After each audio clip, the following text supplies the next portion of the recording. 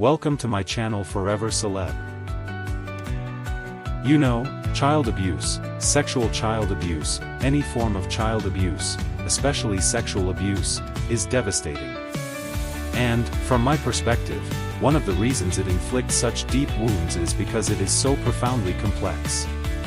For 6 decades, she made the world feel safe.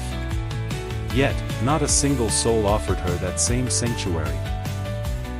Behind 2 Academy Awards, behind performances that moved millions in dim theaters, behind her effortless warmth that never invited suspicion, lay a wound so deep, so meticulously concealed, that it took 70 years of life, and 7 years of writing, before she allowed a single word of it to emerge.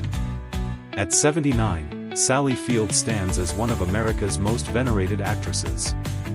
But the true story of her life bears little relation to the trophies on her shelf.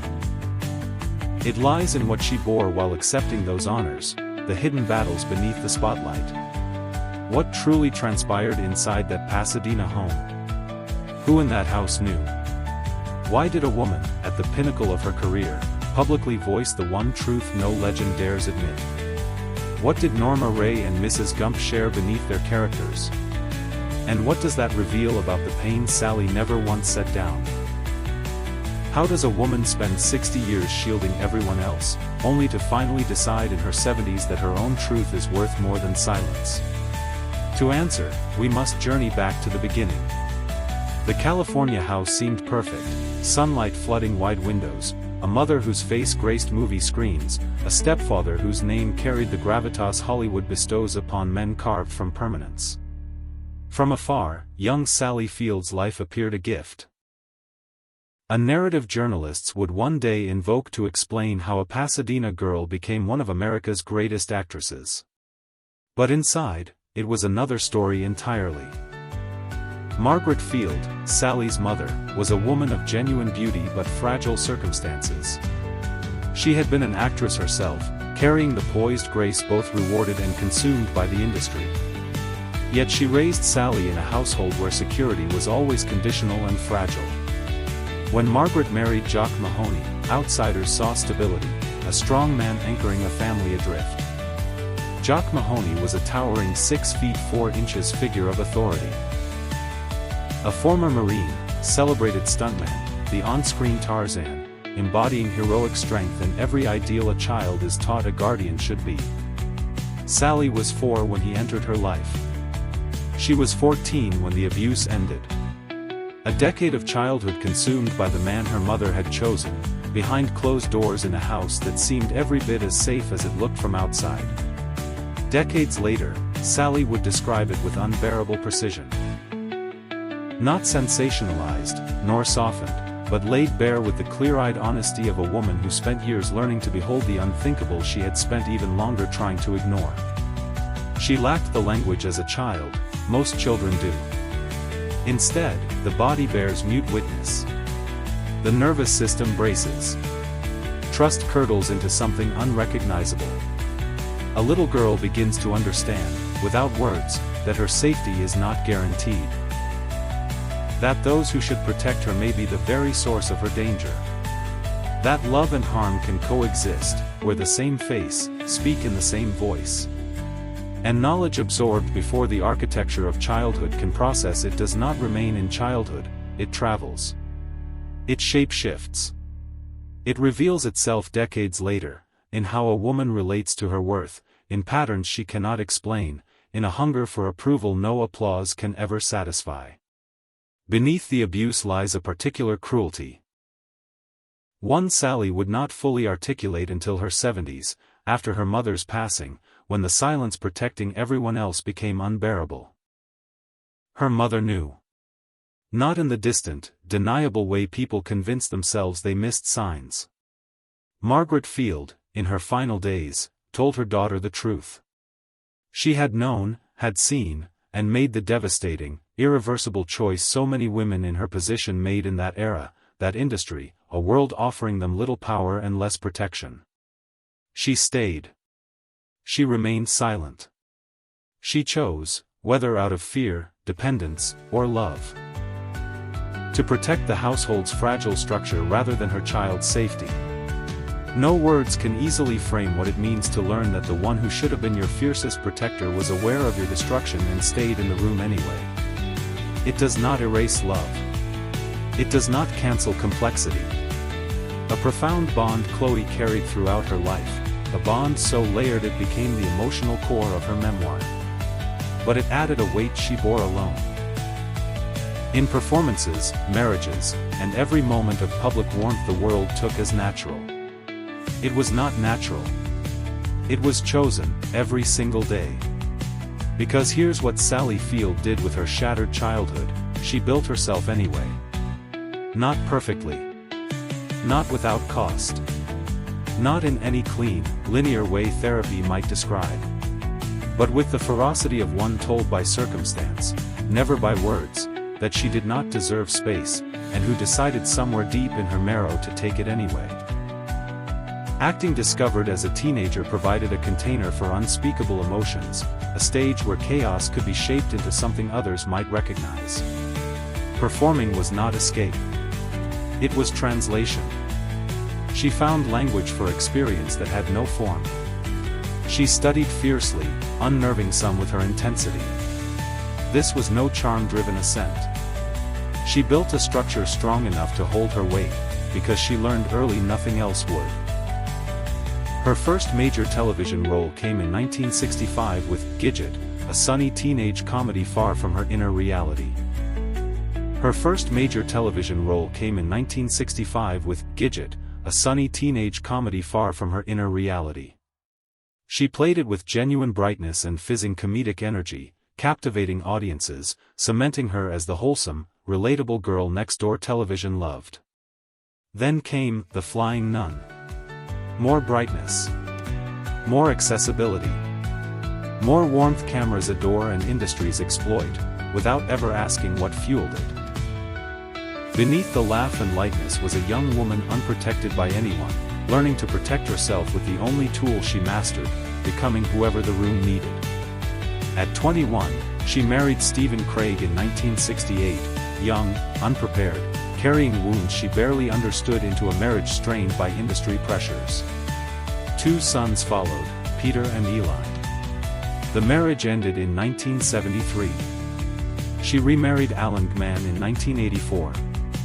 They had a son, Samuel. That marriage dissolved in 1994. Between and around those relationships was the one tabloids feasted on, Burt Reynolds. From the late 70s through early 80s, they were America's most photographed couple. On-screen chemistry effortless, off-screen turbulence profound. Burt carried deep wounds of his own. 2 broken people collided, not healing, but crashing. Sally has said, with care and fairness, that she loved him. But the relationship was unhealthy, reinforcing old patterns. Seeking approval, shrinking self before dominance, sacrificing too much. Burt died in 2018, the same year Sally's memoir was published. She never used his death for publicity. She had said what needed saying. Her grief was quiet, unperformed. 3 sons, 2 failed marriages, 1 love that burned and scarred. Beneath all, a childhood still being parsed in her 50s and 60s, still seeking a framework to stop blaming herself for surviving as she did.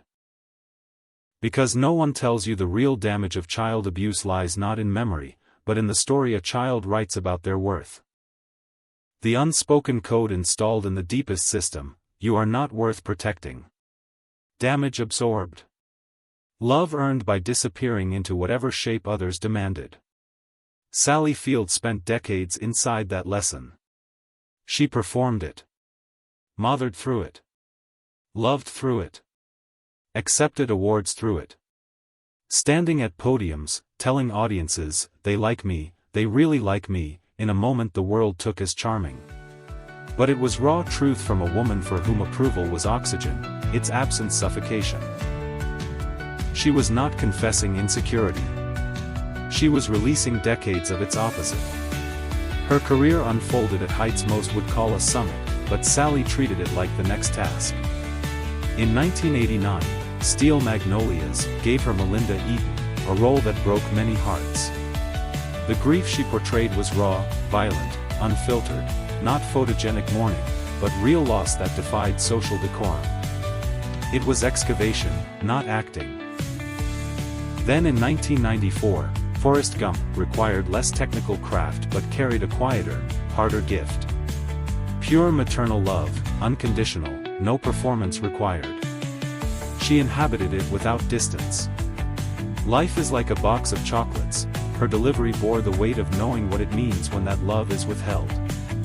She knew absence intimately. Professional triumphs masked a private life tested in ways cameras never captured. Her second marriage's end left her a single mother at 47 to 3 sons.